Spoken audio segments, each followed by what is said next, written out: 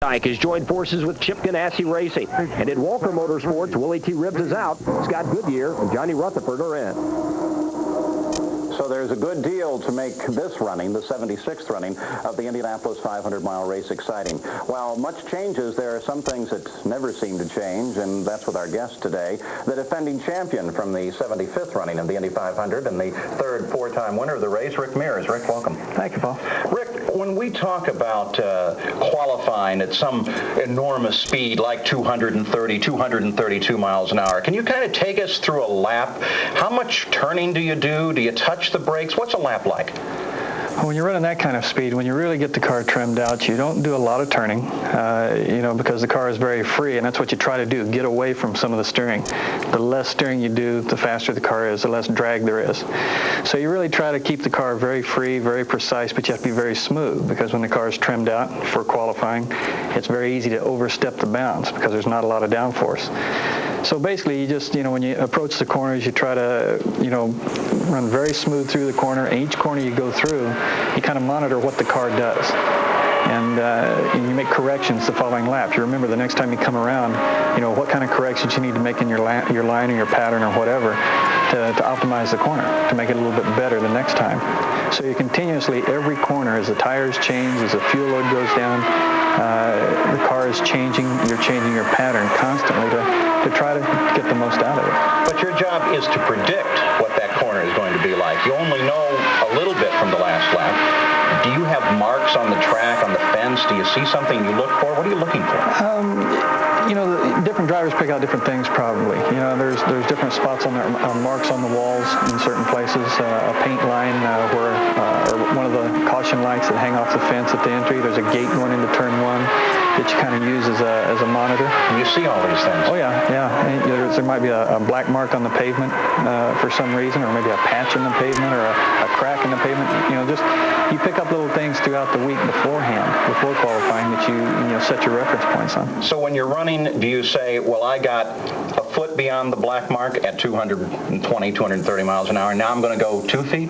Yeah, basically, yeah. You really do. Or you entered at one time, the next time you're going to go a half a car wider later on the entry, another 5 feet or whatever like that to approach. And that's where the concentration comes in. When you're running 200 mile an hour, you're running a football field per second. And when you're trying to judge an entry into a corner within feet, you definitely have to stay on top of it. You're being pushed around this track by a new power plant, the Chevrolet B engine this year, yes, which has already scored a victory for your teammate Emerson Fittipaldi.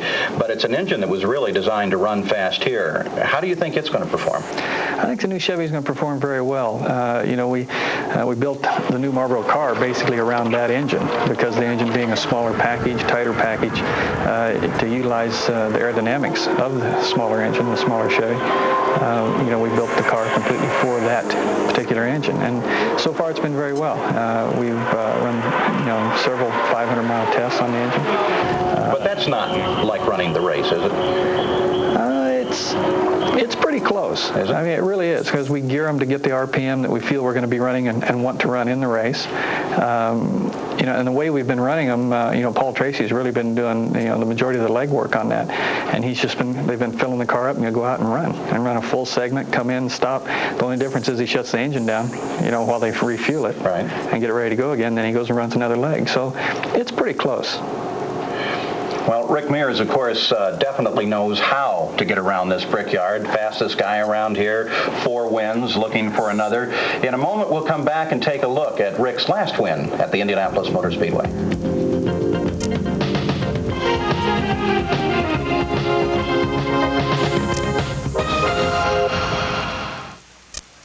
I wore LensCrafters glasses before I did the LensCrafters commercials. Back in the minors, I was really struggling at the plate. My mom encouraged me to go get an eye exam at the optometrist next to LensCrafters. I've had eye exams before, but this one was really thorough. And best of all, my new LensCrafters glasses really helped correct my vision problem and my hitting problem. I have all kinds of doctors and trainers looking after my body, but man, when it comes to my eyes, I trust LensCrafters.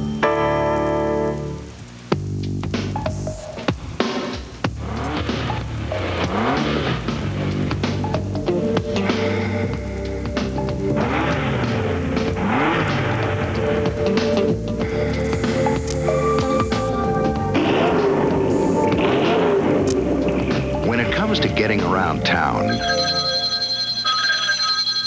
nothing outperforms your phone. So make the call before you make the drive.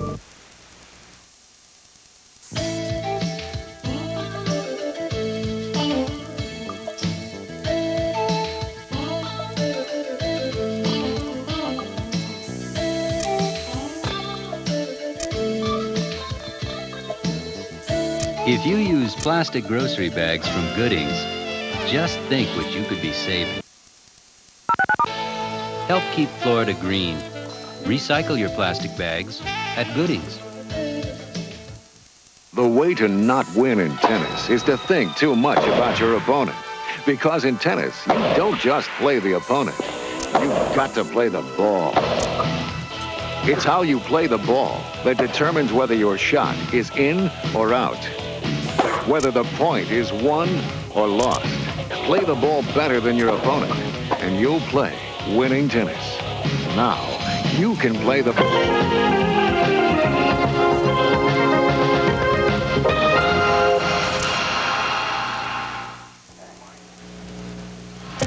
Indy's greatest moments are brought to you by GTE, the front runner in telecommunications.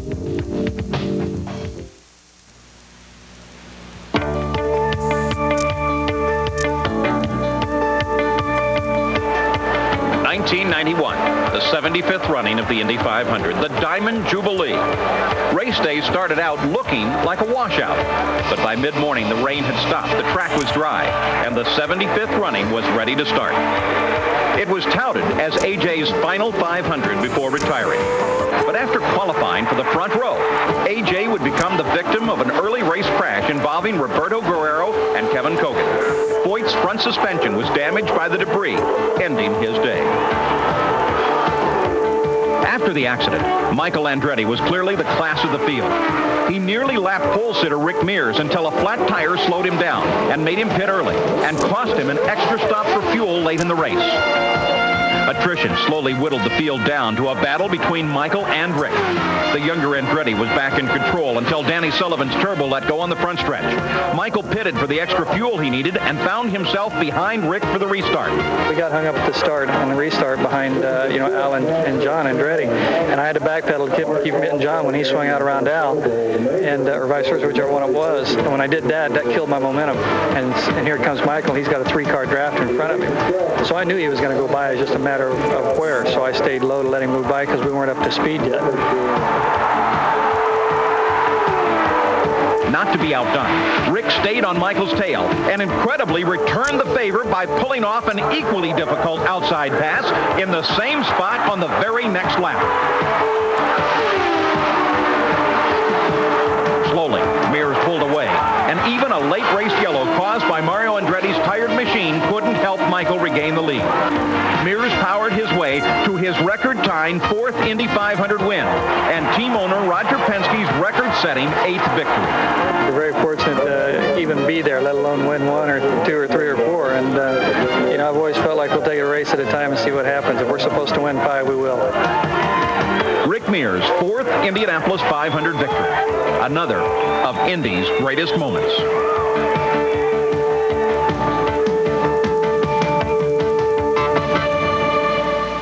And that's the beauty of the Indy 500 is every race is very special in its own way. Last year's race, Rick, you have a reputation for saving a car. There's a world of difference between a 200-mile race and a 500-miler. Is your propensity to save a car, is that what makes you a winner here?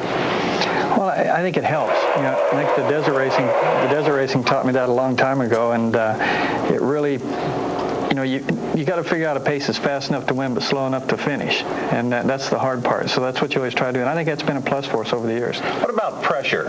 Race day versus this weekend in the run for the pole?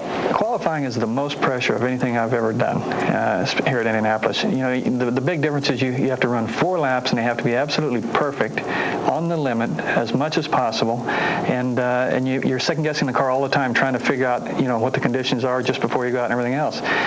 Race day, you've got 500 miles to figure it out, so that's the big difference. Real quick, the pole, how fast? guess, just a number? That I don't have any idea. I really don't. It's going to depend on the day. We've run 227 here in testing with the Marlboro car, and I mean, on a good day, you might see a 230 lap. And I hope we see it from you, Rick Mears. Now, of course, Rick has already mentioned that he will be in the Chevy B engine. There are a whole group of different engines at the Indianapolis Motor Speedway this year, a good many more than there were last year. Now, our Sally Larvik takes a look at that lineup. Chevrolet and Cosworth have been battling for superiority here at the Speedway ever since 1988, when Chevy broke Cosworth's 10-year winning streak and went on to establish its own reign for the last 4 years. But never has the competition between these two power plants been as fierce as it is now. Both Chevy and Cosworth have introduced lighter and smaller versions of their V8 power plants. While the Chevy B model represents an evolutionary refinement of last year's winner, the Ford Cosworth is a completely new engine that shares no major components with last year's Cosworth. In fact, it is 60 pounds lighter and 5 inches narrower. This allows us to make the car more compact and a narrow profile, so it cheats the air better and the drag's reduced. It's narrower here, so there's better airflow to the rear wing. And then also it's narrower back here to make a more efficient underbody and create more downforce with less drag. Ford's competition, the new Chevy B, is 6 to 7% lighter than last year's model. The size is considerably smaller. The cylinder head here is very much different. The cylinder block is slightly smaller and the plenum height is reduced. You can see here on the old engine that the cylinder head here is much wider. The engine is wider overall. We've also made significant gains on the ignition system with the new engine, which has allowed the packaging to be smaller and more efficient. While both engines are touted to have significant more horsepower and improved aerodynamics, both are also unproven in enduring 500 miles of race traffic. Keeping our fingers crossed, so far everything looks very good. Any racing engine can break, but you know, we feel that the chances of it breaking are probably the same as a Chevrolet. Another engine that is developmental here at the Speedway is the new Buick V6, the sole representative of the stock block contingent here at Indianapolis. In the past, the Buick has been strong on short-term power but lacked reliability to go 500 miles. But now the Buick people say that that's all going to change this year. We spent many hours of testing on a dynamometer, developing components for the engine. We've done extensive development on spin fixtures to improve the valve train performance of the engine. And everything we've done to date has demonstrated that the engine is going to make it. But with reliability still a question for all three of these engines, the Chevy A still looks to be the one to beat. It has won the last 4 Indy 500s and has the reliability to be on top again this year. This is Sally Larvik reporting.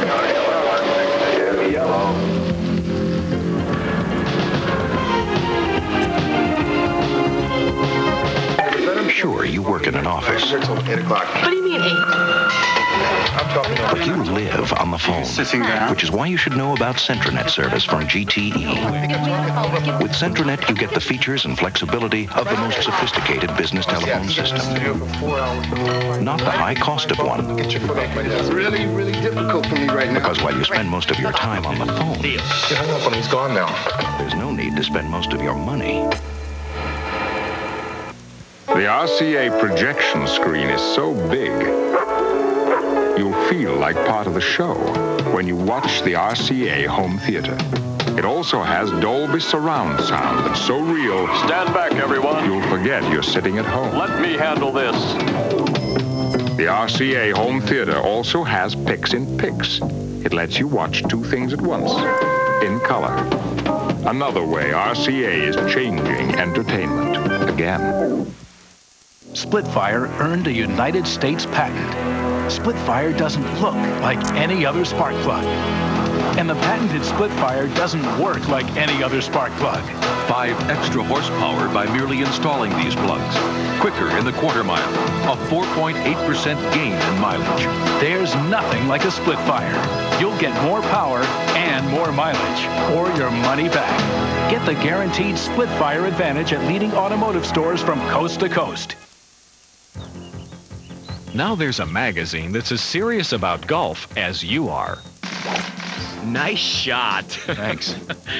Hey, what's that? Oh, Golf Illustrated.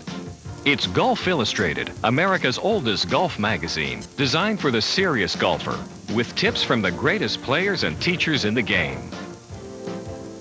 In clubhouses across America, amateurs and pros alike enjoy Golf Illustrated's stunning photography, engaging features, and tournament news.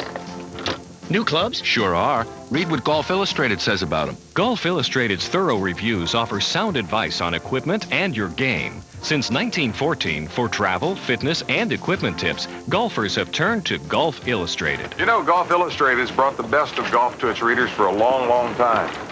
Isn't it time you subscribe? Give them a call now. Get 10 great issues of Golf Illustrated for only $14.95. Have your credit card ready and call now. Countdown to Indy is brought to you by RCA, changing entertainment again. By Lens Crafters, better fit for greater comfort. By Split Fire Spark Plugs, more power, more mileage, or your money back. By Cellular Services of Indiana, for all your cellular needs, call Cellular Services of Indiana. And by GTE, the front runner in telecommunications.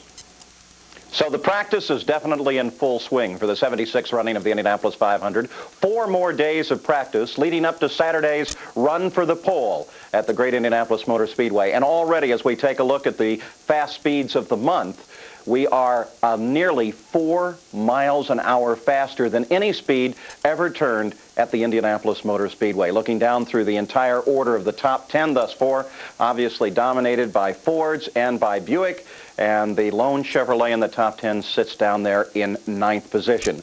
So the Penske team and Rick Mears and his teammate Emerson Fittipaldi surely have a great deal of work cut out for them as we look ahead. There are other fascinating power plants and machines at the Indianapolis Motor Speedway. One is the Galmer, shared by Al Unser Jr. and by Danny Sullivan. Tomorrow night we'll be talking with Danny Sullivan, the 1985 winner of the Indy 500.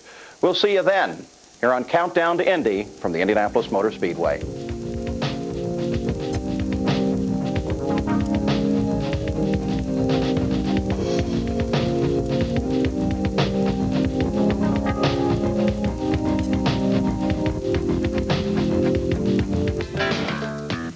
Since the beginning of time,